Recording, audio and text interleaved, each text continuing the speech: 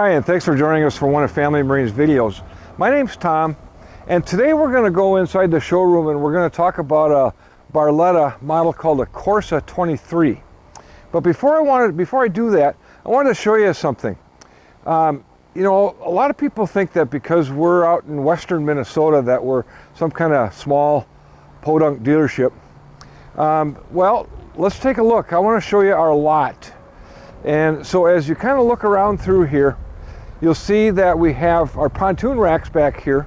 We have 90 pontoons in those racks. Those racks are 16 feet high, so we have a great big forklift to lift them up that high. And you'll see that all the pontoons in the blue shrink wrap are storage customer boats. So we store about 120 boats or so. And a lot of the other boats are new boats. The boats that are in the white shrink wrap are new boats. Now, the boats that you're looking at right here, that's what we call our done row, our sold row. So that's just a sample, a handful of the sold boats that are prepped and water ready. The motors are on them, the batteries are in them, the gas tanks are full. All we have left to do is our final cleaning, and they're sold and ready to go out the door.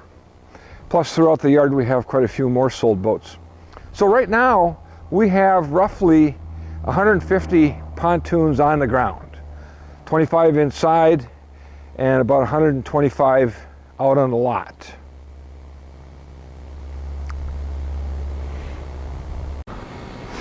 So as I said, we have about 25 pontoons inside on display.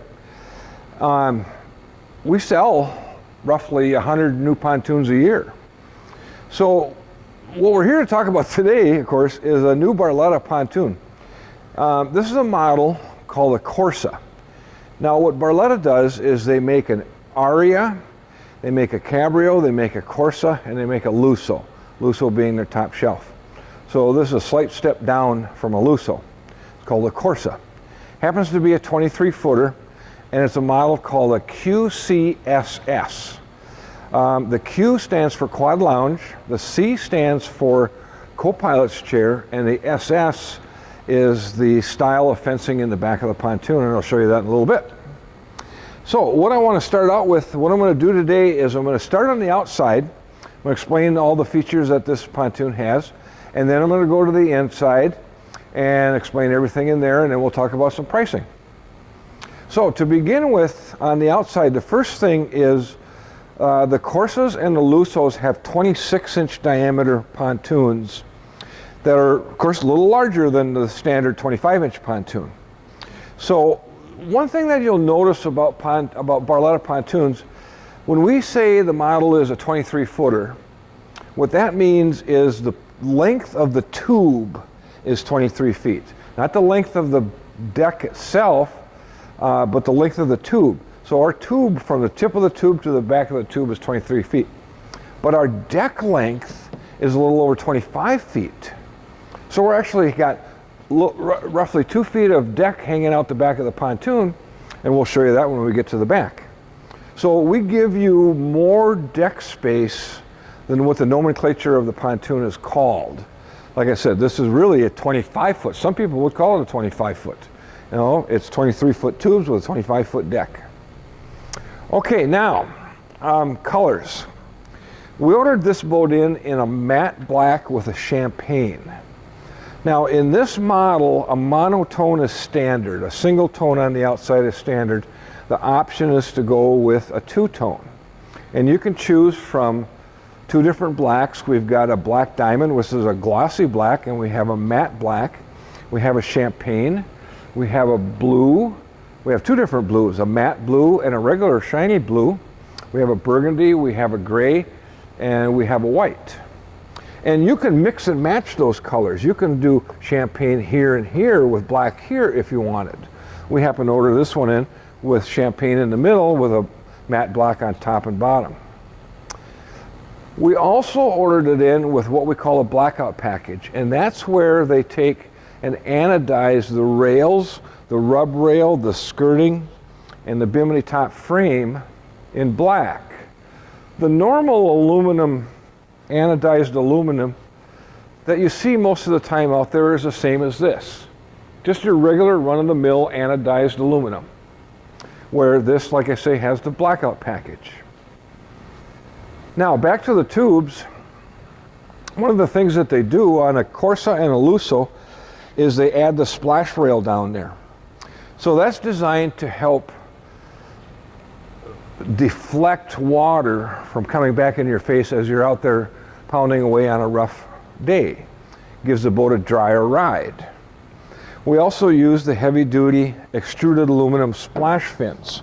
And these things, as you can tell, I'm about 230 pounds, are pretty darn stout. The reason that we do that is because a lot of companies use sheet metal for their splash fins. Not a fan of that. I've seen the sheet metal splash fins, you know, you bang them into a dock, they tear, they get sharp edges, and we got kids swimming around. No, we don't want that. We want the heavy-duty aluminum splash fins. The reason that they put them on at an angle, I don't know if any of you have experienced this, but sometimes people overload the front end of a pontoon, and let's say you're out there and you hit a big wave, and the bow of the boat does a nosedive. We've seen those aluminum splash fins, because they're so flimsy, they literally bend up right out of the way. They're not doing anybody any good. These are designed and they're put on at an angle so that if you were to do a nosedive, the bow of the boat is going to come up quicker, get back on top of the water quicker than they would if we had aluminum splash fins that bend up out of the way. Full length, solid keel. Keel is a V channel that runs from the top of the nose cone all the way to the back of the tube. Now we use solid keels because it's stronger, it protects the tube better. And the open V channel, the problem that we have with the open V channel is that you can get zebra mussel up inside that open V channel, and then even though you've decontaminated your boat, and because you're going to go to another lake that's not infested with zebra mussel, you didn't decontaminate those zebra mussels that are stuck up inside that V channel. So we want to be able to offer you a solid keel. Okay, starting up in the front, we have our stainless steel corner castings. A lot of companies are using aluminum. Now, of course, this is the first part of the boat that's going to hit the dock. And a lot of times those aluminum corner castings can crack, break. These are super heavy duty corner castings. Here we have 3 LED docking lights. There's a little pod that this thing is mounted in, very attractive. Here we have our LED navigation light, and then we have our boat bumper clip. So you tie your boat bumper, you know, that's the white thing that protects your boat from the dock, and you tie it on here, and you can take this on and off very, very easily. You see how that clips in and out. There's 4 of them, 2 on each side. Now, moving down the side of the pontoon, I mentioned that it has a black anodized aluminum bimini top frame, but that's also an electric bimini top. All Barlettas have an electric bimini top as standard. Most manufacturers, it's an option.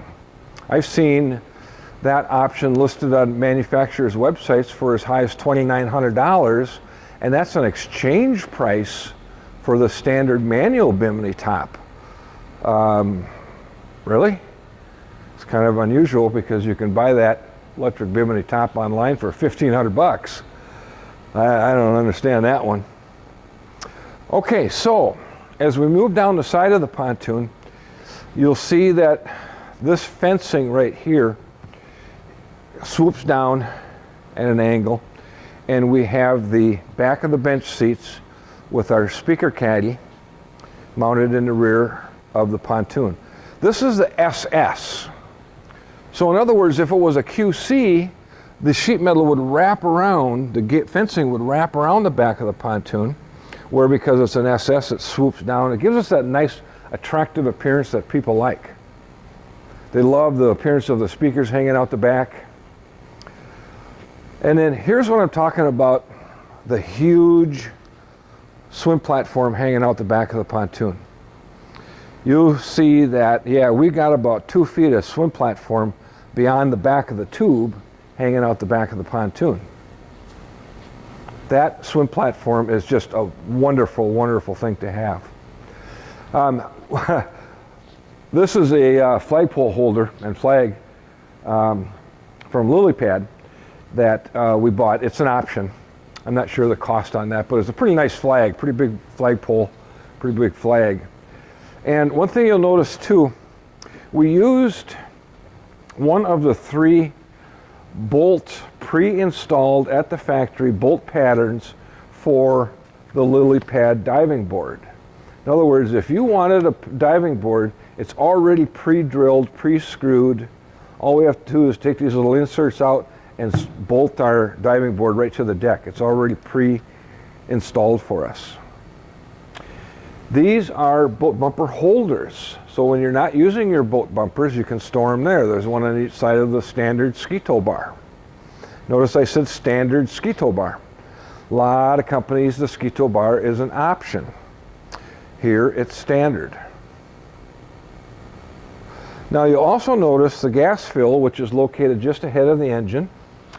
And we like that in the center of the pontoon because it doesn't matter which side of the gas pump you pull up to, is easy access, right? Now this is a triple toon. We ordered it in with a 200 horse motor on it, and it's a very, very nice performing boat with that engine. One of the reasons is because the big 26-inch diameter center tube with 4 lifting strakes. You can see one of the lifting strakes down there on the center tube. Now those ribs go all the way to the front of the pontoons. Not the nose cones, but the pontoons. And there's 4 of them. 2 on the center tube and 1 on each side of the inside of the outer tubes. So they supply lift. They help get the boat up on top of the water rather than plowing through the water. If you can imagine a round pontoon, it's naturally going to want to plow through the water. So if we can lift that boat up on top of the water better, that's going to give us better performance, better fuel economy, better handling. And that's one of the things that lifting strakes do. Now, it's kind of hard to get to, but we'll see if we can squeeze back here to the new boarding ladder that Barletta came out with. It also, on this model, is black anodized. And so there's a little clip over here for the strap, and that holds the ladder up when you're not using it. And then when you want to use it, you just shove it down, and it folds down into the water. And you've got a 5-step boarding ladder. Look at the size of these rungs. Nice wide rungs to climb up the ladder. Okay, and then when you're done using it, to retract the ladder, all you do is pull on this strap and it'll lift up. Now the neat thing about this ladder is there's 2 pins that hold it into the brackets. You can pull these 2 pins out, and there's an option to have 2 more brackets mounted in the front of the pontoon, and you can move the ladder from the back to the front very easily just by pulling 2 pins. You slide it out, you move it to the front, you slide it in, and you put the pins in. So it's a multifunctional ladder for you. So yeah, Barletta was really thinking when they invented this ladder. To hold it up, again, you just put that little clip in. Nice stainless steel grab handles up on top. Very attractive. So let's take a look at the inside. Okay, one thing that I forgot to mention when we were on the outside of the pontoon is the Corsas come standard, whether it's a 2-tube or a 3-tube, they come standard with what we call underdeck skin, underdeck sheeting, underdeck sheet metal, whatever you want to call it. So underneath the bottom of the cross members, there is sheet metal.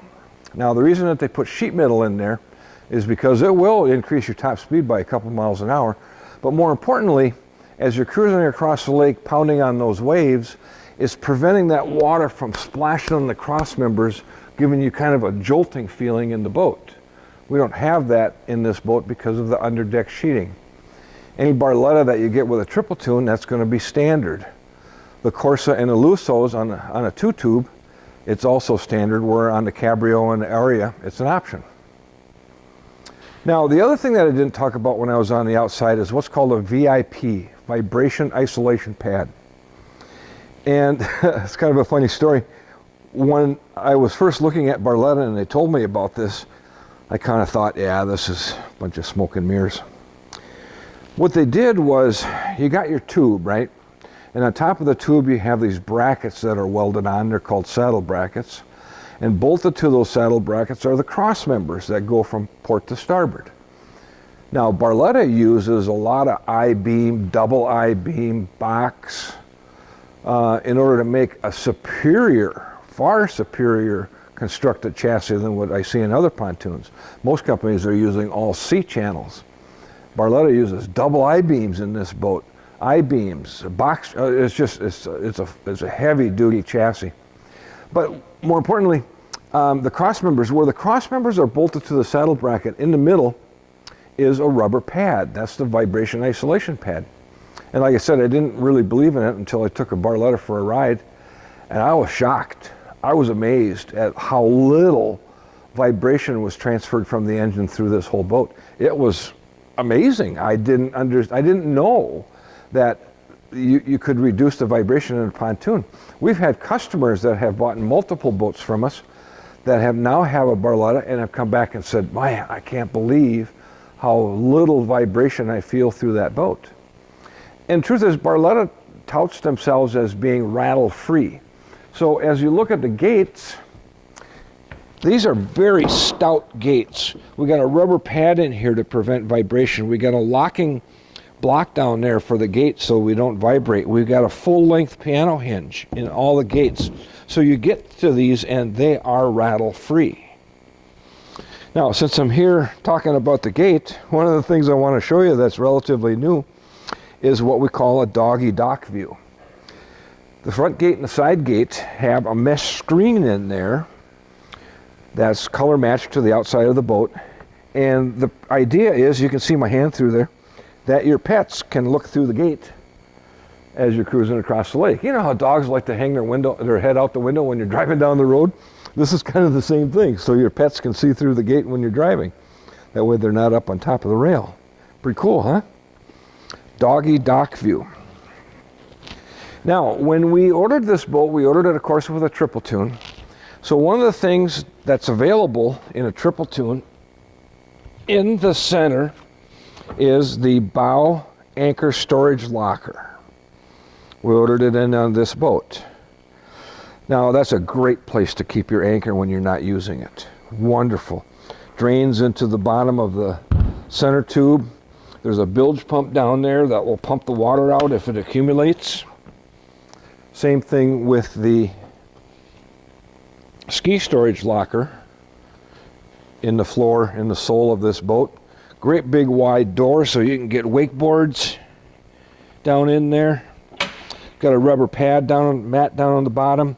There's our storage cover. All Barlettas have a cover standard with the pontoon. And they don't use snaps, they use J-clips. So in the top of the outside rail, at the bottom of the top rail, there's a slot. And that's where these clips clip into. So it's very easy to put your playpen cover on and off. Okay, let's talk about the seating up front. Now, this being a 23-foot pontoon, there's plenty of room up here for two adults and a child maybe. Very comfortable. Both the port and the starboard chase lounge have the armrests that pop up and down. They both have the inserts here with a couple of cup holders, a stereo speaker, grab handle. Same thing on the starboard side. And that little black thing, that is a USB jack. It's called a C USB. So it's the more upgraded version of the USBs. So it charges your cell phone more quickly. And then if you'll notice down on the seat bases of the seats themselves, we finish off the bottom of the seat bases with vinyl. They've done a very nice two-tone job down in here. And there's a stereo speaker there. This boat, for example, has 6 speakers. 2 up front, 2 in the middle, 2 out the back. There's also an LED courtesy light on each side of the bench seats. And there's also a courtesy light up on the side panel of the Chase Lounge. Now, in the back side of this Chase Lounge is a table. Really kind of very, very nice how they did this. You open this door, and on the bottom of the door are two legs. So you take your two legs and you extend them, lock it. I got a nice table.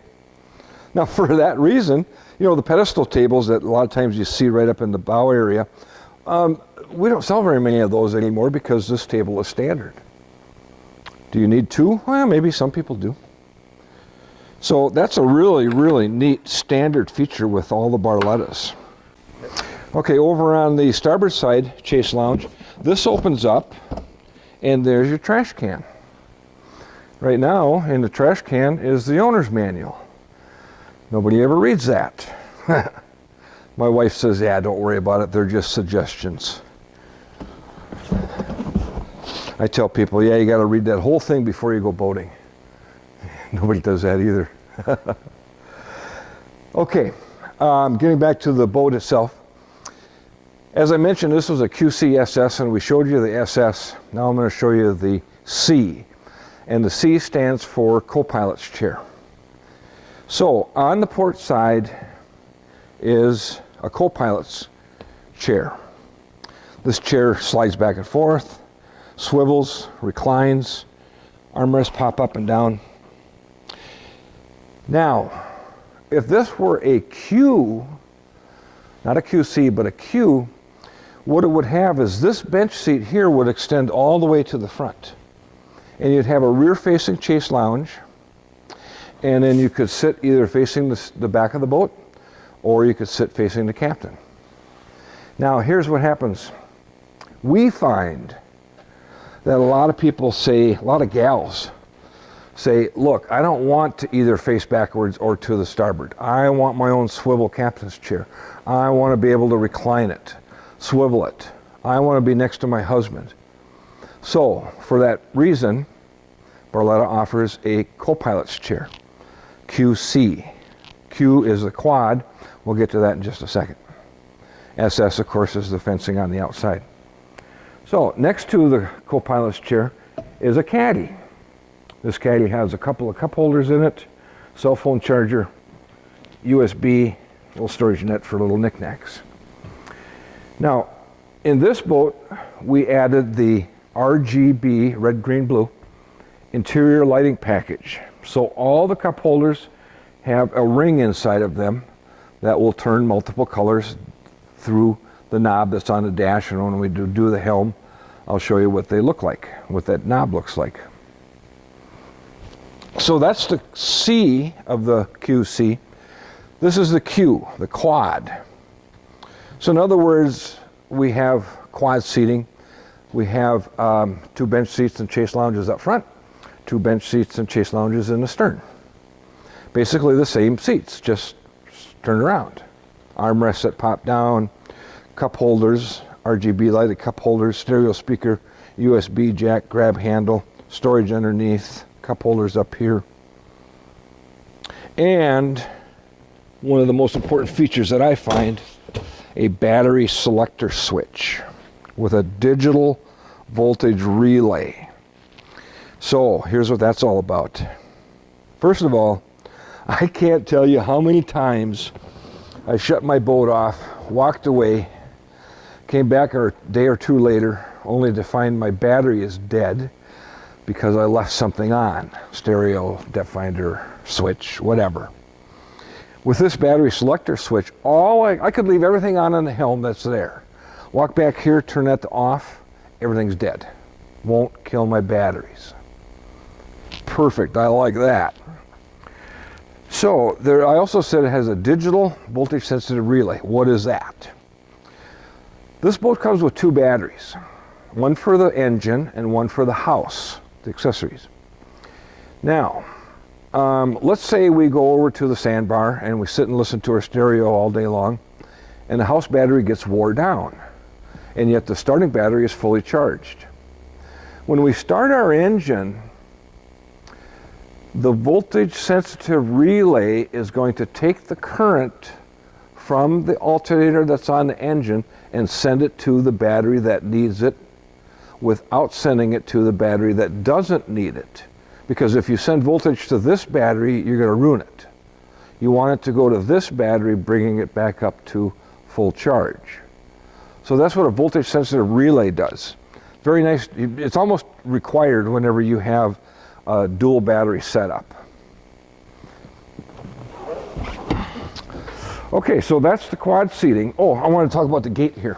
You got a really nice stainless steel gate, pops up, opens up, gives us huge access, easy access to these monster swim platforms back here. Plenty of room to walk by. You know, my family, when the kids were little, good golly, I'd come back here, get the tube ready, and I got 4 kids all gathered around back here, you know, getting the rope ready, getting their life jackets on. Everybody wants to jump in the tube all at the same time. It's like a war zone back here with kids. Okay, so let's take a look at the helm. Okay, on the helm, first thing you'll notice, it is an elevated helm. The captain's chair is elevated about 5 inches off the floor, and which is nice because now the captain being a little bit higher than the passengers up in the front seat, as you're pulling into the dock, the captain has a little better bird's eye view of the dock. These people aren't blocking him or her as much as they would if it was down on the floor like a normal boat. So the elevated helm is really nice.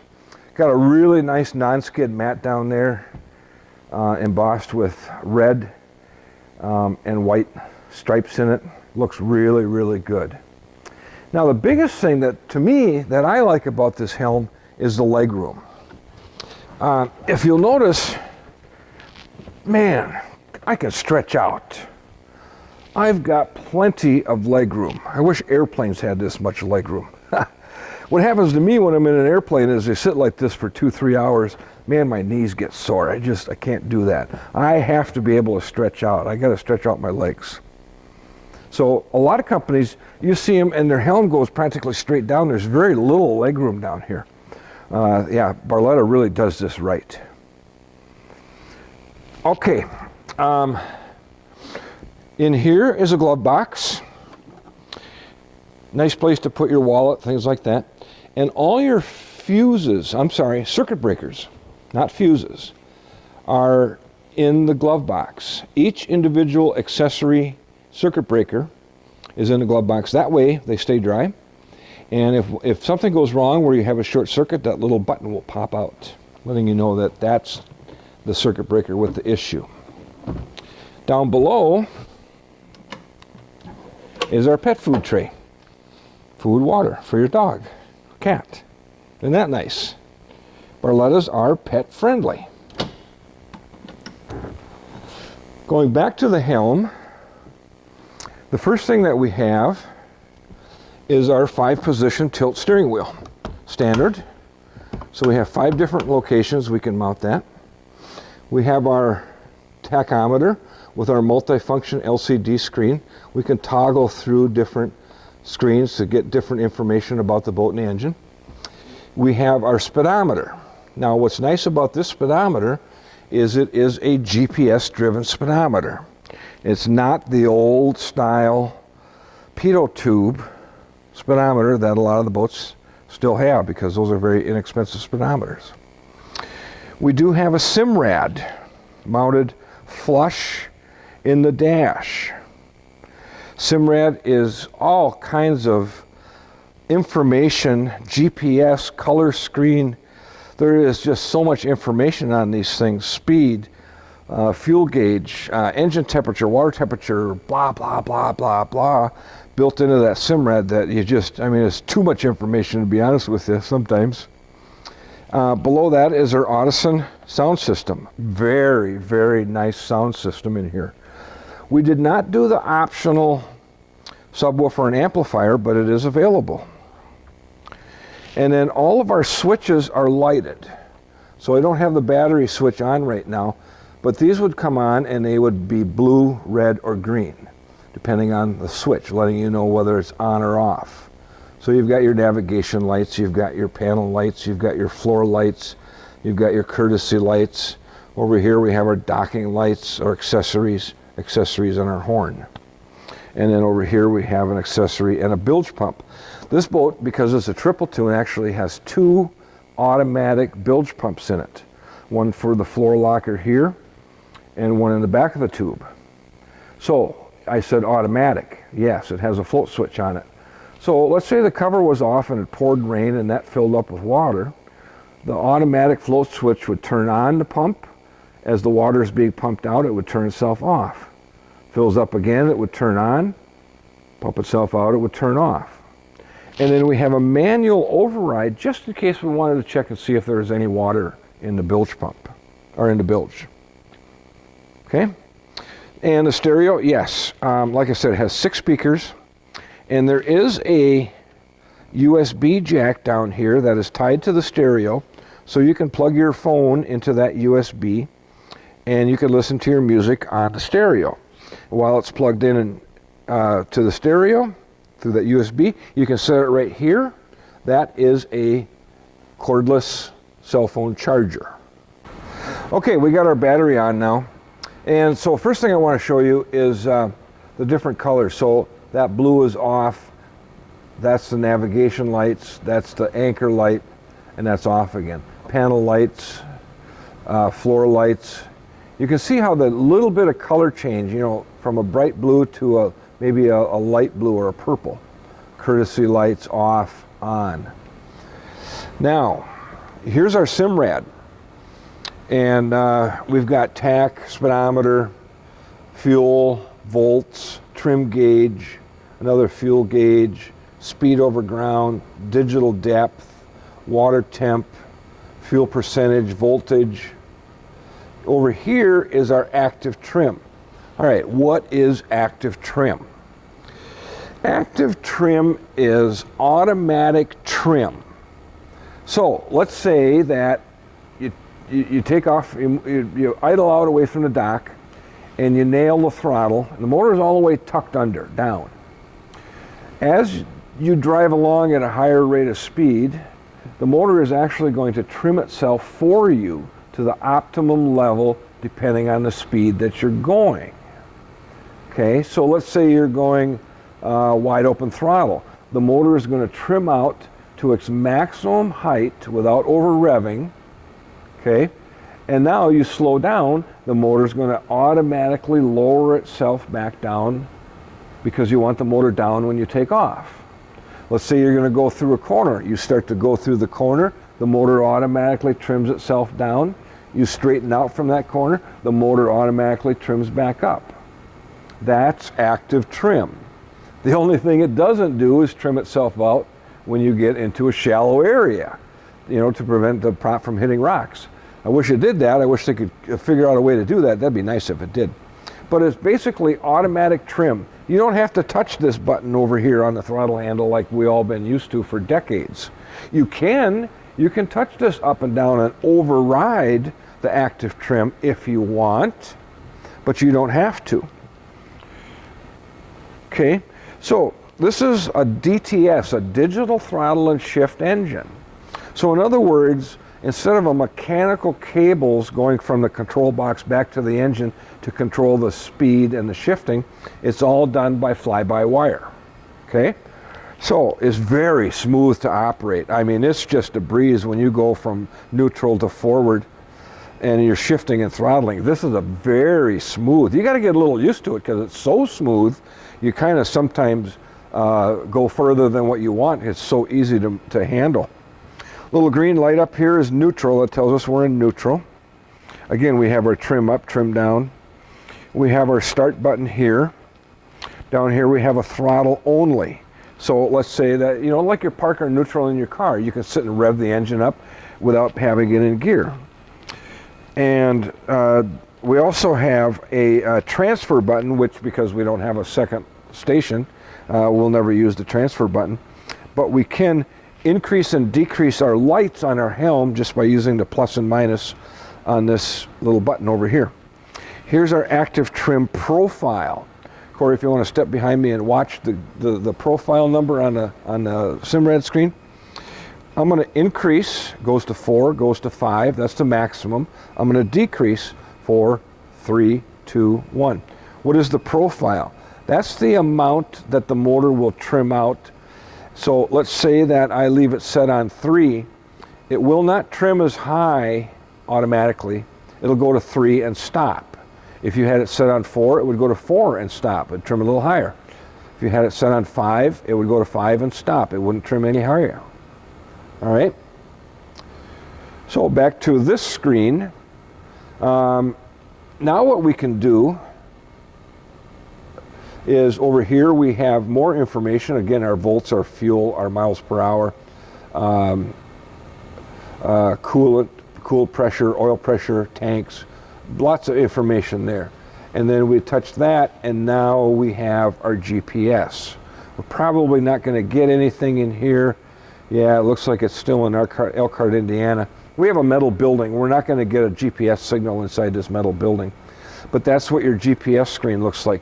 You can zoom in. You can move the screen around just by, it's a touch screen. There, Bristol, Indiana. Home to Barletta. Well, I can't find it. Somewhere around Elkhart. We can set our waypoints. There's all kinds of different things we can do with that GPS. Wonderful piece of equipment. Back to our tachometer. You'll see here we have fuel, we have gallons per hour, we have trim, we have hours, engine hours, RPM, digital readout, speed, digital readout, oil pressure, air temperature, or excuse me, that's water temperature, percent of fuel, and we're back to fuel. Over here we have battery, we have fuel again, we have trim again, engine hours again, RPM. So these kind of double up. I don't know why they have two different sides, but they do. Battery voltage, fuel again, trim again, things like that. So that's kind of a nice piece of equipment. But we also have some engine diagnostics on the Simrad. It will tell us some of the engine. We had a customer last year, I believe it was, that he's driving along and all of a sudden this warning screen pops up and says bad sensor. I forget which sensor it was, but it told us on the screen which sensor it was. So the guy brought it into the shop and we looked at that and we said, oh, it's the O2 sensor. So we looked at that and we went back to the engine and we put the old meter on the O2 sensor. Yep, it was bad. Threw a new one on, out the door he went. Pretty easy. Same thing with this little gadget down here. You'll never use that, but that's a cover for a J-port, so we can plug our laptop right into that J-port down there, and we can do all of our engine diagnostics right off of our laptop. Perfect. Love it. A lot of technology in this boat. Okay, just to finish up on the helm, over here we have our ignition switch, we have our safety lanyard, we have our up and down switch for our power bimini. Okay, and then over here is a 12-volt power outlet for your, say, your handheld spotlight, your 12-volt blender. Oh, I like that idea. I'll take a 12-volt blender. Yeah, some margaritas out on a hot summer day. Perfect. Cup holder for the captain. So really a very wonderful, functional helm. I love the aesthetics of this. It's a great looking helm. It's not too much. But it's not basic either. It's got the right equipment, if you ask me. Okay, vinyl. Barletta uses a ultra heavy duty upholstery in this pontoon. This stuff is thick. It's also ultraviolet light protectant. It has a UV inhibitor built into it. And then underneath the vinyl is what we call multi-density foam. So the foam in this seat is firmer on the bottom, softer as we get towards the top of the seat. That way you get the support that you need from the firm on the bottom without bottoming out on that board, right? Yet you feel comfortable due to the soft foam that's on top of the seat. So multi-density foam, yeah, it costs them a little bit more to build these seats, but it's just so much more comfortable than a mono-density foam which is used in most pontoons. Now, I mentioned that this has a UV inhibitor built into the vinyl, and yeah, it's pretty good. I'm a little anal. I like to protect my investment. Up on the parts counter, we have a product by Boat Bling. It's called Vinyl Sauce, and that is a UV inhibitor that you can use on vinyl, rubber, leather, plastic. And it has like I say, a UV inhibitor. It softens the vinyl, keeps it soft and supple. And it does seem to me to make it easier to clean. Now, this stuff is so good, I'll tell you what, I use it at home. I use it on my lawn furniture because it's vinyl. I use it on my garden tractor tires because they're rubber and the sunlight hits them and it dry rots the rubber. I got an old Farmall tractor that has great big tires on it, and those puppies are expensive, that sits outside all year long, and I don't want the sun deteriorating those tires, so I spray them things down once a year with this vinyl sauce, and it reflects the ultraviolet light from the sun, and I don't have dry rotting on my tractor tires. So it's a wonderful, wonderful product. But don't get it on the flooring, because the flooring is seagrass, and it's made of a PVC product, and it will not absorb. It's not porous like vinyl. Okay, it'll make it slippery. So, okay, that kind of covers things on the Barletta Corsa 23 QCSS. I hope we answered a lot of questions for you. If you have more questions, feel free to give us a call. My name's Tom. Corey is behind the camera. And you can reach us at area code 320-222-BOAT. That's 222-2628. You can see us on the internet at FamilyMarineBoats.com. More importantly, go to YouTube. Type in Family Marine Willmar, W-I-L-L-M-A-R, and you'll see our icon for our channel. Click on our channel, and there's, oh my gosh, there's about 100 or so videos on there that will help you determine what is the right model, right horsepower, twin tube, triple tube, trailer, no trailer, sea legs, no sea legs, whatever is going to work best for you, that will help you decide what's going to be the best boat for you to buy. So check out our YouTube channel. Now, I appreciate you watching, and if you have any questions, like I said, feel free to call us, and thanks again.